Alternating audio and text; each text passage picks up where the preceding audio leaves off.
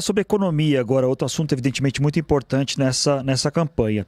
Na semana passada, a Folha fez uma reportagem mostrando que entre as propostas que o Flávio Bolsonaro deve ter para seu eventual mandato seria que o reajuste da inflação, o orçamento da educação, saúde e previdência seria feito apenas pela inflação, não mais com ganho real. Ele negou, disse que não tem nada disso, mas a gente sabe que essa discussão existe e é séria. Qual a sua avaliação, qual a sua opinião sobre isso? Os patamares, os pisos constitucionais de educação e saúde seriam revistos e reajustados de que maneira e de que tipo, qual seria também o reajuste da aposentadoria, se seria ligado ao salário mínimo como é hoje, por exemplo? O que o senhor propõe sobre isso? Eu adoro essa discussão. Essa discussão é uma delícia porque o senhor Flávio Bolsonaro gosta de se comparar ao Milei. Ele falou que vai fazer uma tesourada, aí quando ele é instado a falar uma proposta, ele não fala nenhuma. Ele foi recentemente num evento falar que não tinha proposta. Não vou falar porque eu vou perder minha popularidade falando isso. Pois bem, todo mundo sabe que se você quiser fazer uma política fiscal séria, você vai ter que começar fazendo ela pelo lado da despesa. Nós vamos precisar fazer pelo lado da despesa, ponto. E a gente vai conseguir só resolver a curva que está estourando da dívida e depois resolver juros e até tributação, taxa, alíquota de impostos, se a gente fizer essa reforma fiscal, ponto. Então todo mundo que prometer que vai baixar imposto, como o Flávio fala, sem endereçar essas questões que você mencionou, Zanin, é estelionato eleitoral. Ele não vai fazer. Ele tá mentindo. Ou ele vai botar um ministro da Fazenda ali, um posto Ipiranga, e vai fugir do assunto durante a período da eleição. Eu não vou deixar ninguém fazer isso. Do Lula ao Flávio. Vai todo mundo ter que discutir essas questões, porque é importante para as pessoas. As pessoas precisam entender que o reajuste... Mas qual que é a sua proposta? Eu não entendi. Vou ser claro. Tá. A nossa proposta, diferente dos demais, ela já está protocolada. O deputado Kim Kataguiri, que é o nosso deputado, já protocolou uma PEC, já está em processo de coletar assinaturas. Então, comigo não tem estelionato eleitoral. E a proposta é boa. O Brasil é um dos únicos, talvez o único país do mundo, que ele reajusta aposentadoria, BPC, que é um benefício específico aqui, pelo ganho real do salário mínimo. São coisas diferentes, você tem que reajustar a aposentadoria, como todos os outros países do mundo fazem, pela inflação. Se um presidente fala agora, eu vou dar um outro reajuste, vamos dizer, de 4 em 4 anos você reajusta a aposentadoria para cima, legal, pode fazer. Mas esses gatilhos automáticos com o salário mínimo fazem o seguinte, você aumenta o salário mínimo de um lado, e aí o trabalhador, subiu o salário mínimo, subiu minha aposentadoria. Só que do outro lado isso vira inflação. E é por isso que nós já percebemos, e todo mundo já percebeu, que supostamente estamos em pleno emprego, mas as pessoas sentem que elas estão mais pobres. Por quê? O custo dessa operação fiscal doentia que o Brasil tem está gerando isso. Então não adianta eu falar, fica tranquilo, eu vou reajustar tudo pelo salário mínimo. Aí eu tomo de você pela inflação e pelos juros. Não funciona.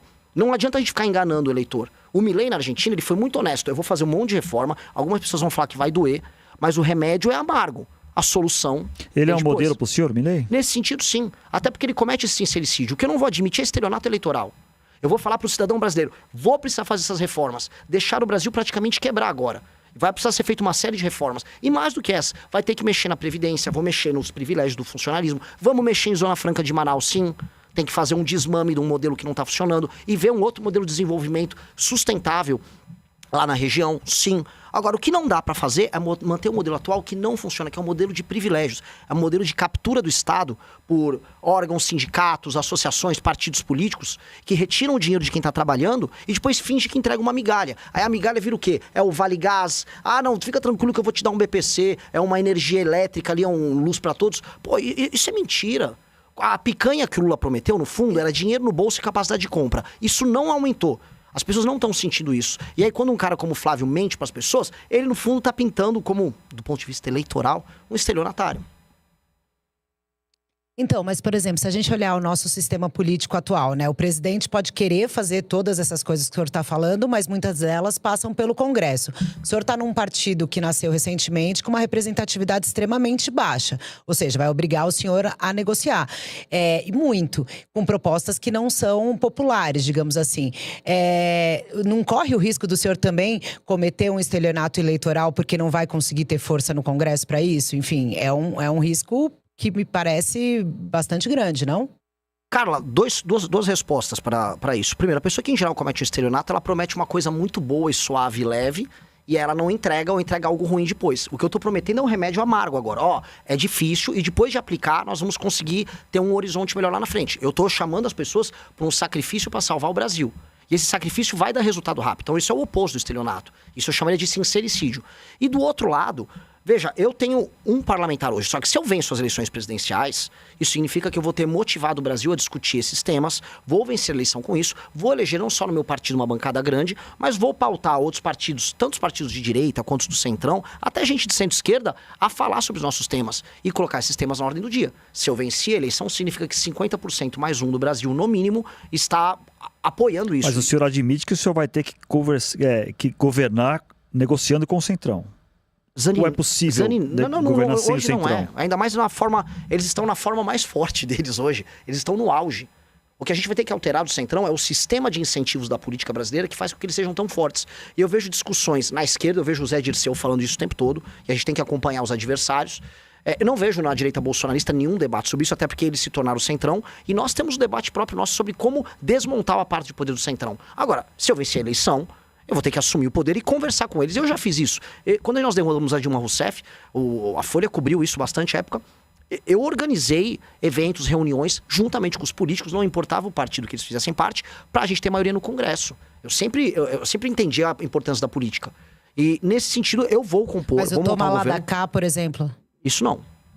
Isso não. Um exemplo que eu posso te dar concreto. O que eu preciso demonstrar para um político do Centrão é, se eu tô no Ceará e eu tenho deputados do Centrão na base no Ceará, eu não vou fazer ele roubar uma emenda no Ceará. Mas o que eu vou fazer é, vamos agora libertar Santa Quitéria, vamos fazer uma operação juntos para devolver Santa Quitéria para a própria população. Você vai compartilhar comigo dos louros políticos. A vitória política, o capital político, que é uma moeda, esse eu compartilho. Agora, capital financeiro não. Capital financeiro virou uma regra de preguiçoso. E assim, eu vou comentar uma outra coisa. Parece, assim, a gente tá tão desiludido sobre o Brasil, as pessoas acham que não vai dar. Que a gente se esquece, assim, que o Fernando Henrique Cardoso passou reformas das mais diversas, sendo ele próprio um sociólogo, com uma linguagem muito pouco popular. Já houve presidentes capazes de fazer grandes reformas e sem precisar se tornar, vamos dizer, um total escravo. As dificuldades existem. No médio prazo, a gente tem que superar elas com um novo modelo. E se vocês quiserem, eu tô aqui para debater, posso falar qual é o modelo que eu acredito. Mas dá para fazer. Dá pra fazer e dá pra fazer o convencimento sem o toma lá da cá. Nós estamos há 11 anos sem entrar nesse jogo sujo. E eu não vou entrar agora. Nem tô aqui pra isso.